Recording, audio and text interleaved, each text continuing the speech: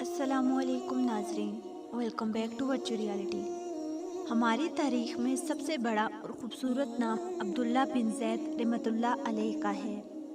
آپ نے ساری زندگی نکاح نہیں کیا، جوانی گزر گئی، بڑھاپا آ گیا۔ ایک دن بیٹھے حدیث مبارکہ پڑھ رہے تھے تو اس میں نبی کریم کا فرمان پڑا، جس کا مفہوم یہ تھا کہ جنت میں کوئی اکیلا نہیں ہوگا جو نکاح کی عمر میں نہیں پہنچا، یا پہنچا بھی تو کسی وجہ سے نکاح نہیں کیا، اور وہ مسلمان ہی مرا تو اللہ مسلمان مرد اور مسلمان عورتوں کا نکاح آپس میں کر دے گا۔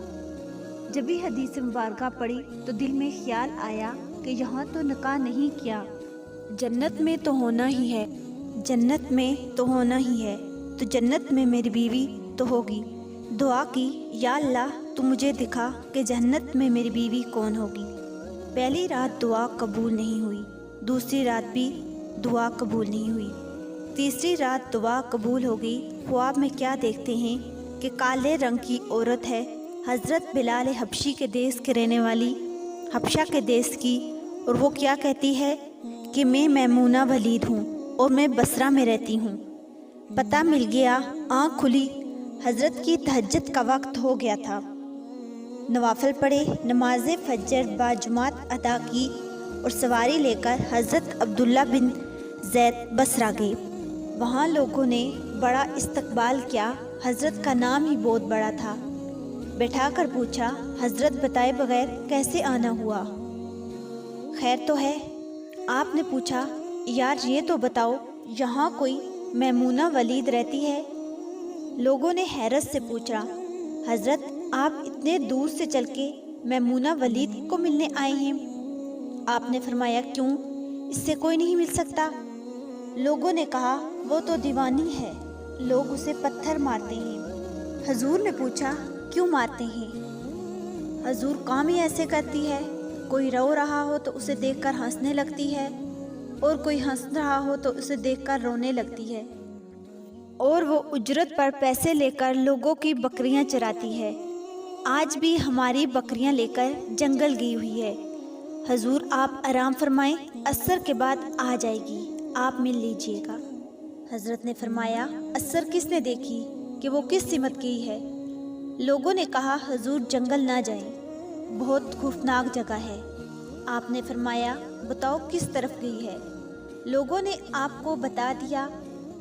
آپ فرماتے ہیں کہ میں جنگل نکل گیا۔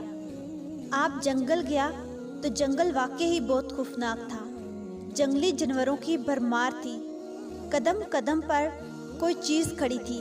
آپ فرماتے ہیں، اس عورت کی شان پر قربان جاؤں کہ وہ اس جنگل میں کس طرح بکریاں چرا رہی ہے۔ شیروں نے اس کی بکریوں کو ابھی تک کھایا کیوں نہیں؟ اتنے درندے ہیں کہ سارے مل کر حملہ کر دیں تو کیا کریں؟ یہ اکیلی عورت کس کس کو روکے گی؟ خیر، آپ فرماتے ہیں، وہ جگہ جہاں لوگوں نے مجھے بتائی تھی میں وہاں پر پہنچ گیا۔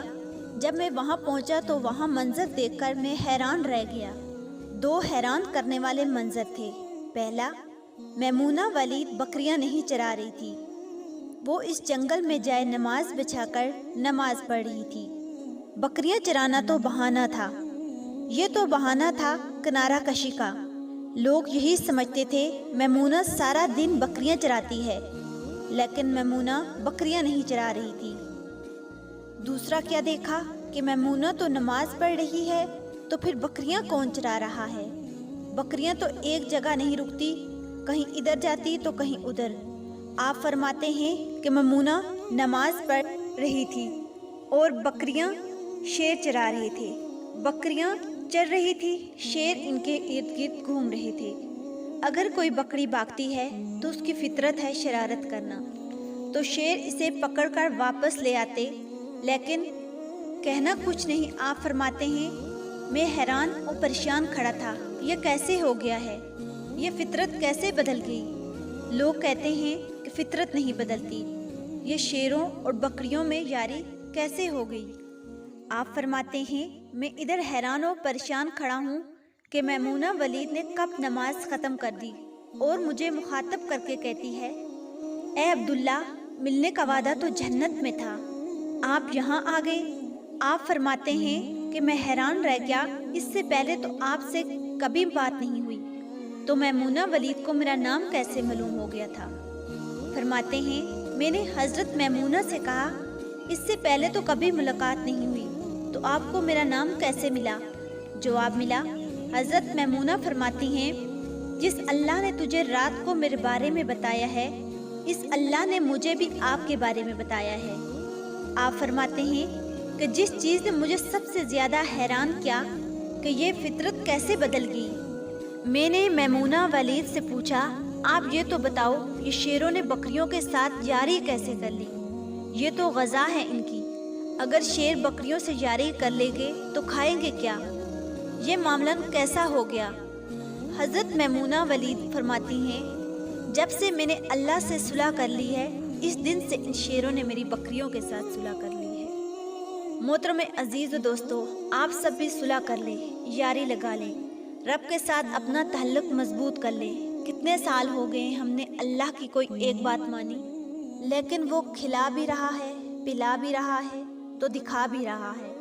ہم کون کون سے گناہ نہیں کرتے، مگر اللہ پاک ہمارے گناہ چھپا کر ہمیں رزق بھی دیتا ہے اور معاشرے میں ہماری عزت بھی ہے۔ اگر ہمارے اعمال کے مطابق اللہ پاک ہمیں دیتا تو آپ سوچیں ہمارا انجام کیا ہوتا۔ لیکن کیا شان ہے ہمارے رب کی، اس نے کبھی ہمارے اعمال کے مطابق ہمارے ساتھ برتاؤ نہیں کیا۔ اللہ سے صلح کیجئے، زندگی کے تمام کام سنور جائیں گے، زندگی کی تمام مشکلات ختم ہو جائیں گی۔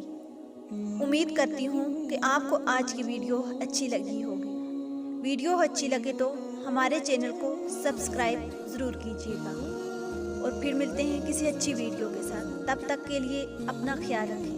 اللہ حافظ۔